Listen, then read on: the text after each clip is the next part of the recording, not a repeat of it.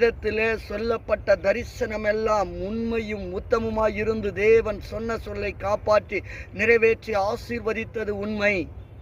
பிள்ளைகளே, இந்த ஆசீர்வதிக்கப்பட்ட நாள்ல நீங்களும் தெரிந்து கொள்ளுங்க, தேவனுடைய தரிசனம் உங்க வாழ்க்கையில குறித்த ஆண்டவர் ஒரு தரிசனத்தை சொல்லி இருக்கிறாரா? உங்க ஊழியக்காரர் மூலியமா ஒரு தரிசனம் வந்ததா? இப்படி நீங்க வாழ போறீங்கன்னு வாக்கு கொடுத்து இருக்கிறாரா?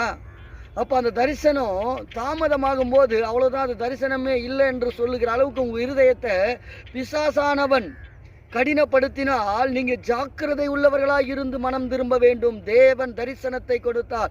ஆபிரகாமுக்கு கர்த்தர் வாக்கு கொடுத்தார், அந்த தரிசனம் நிறைவேறுச்சு.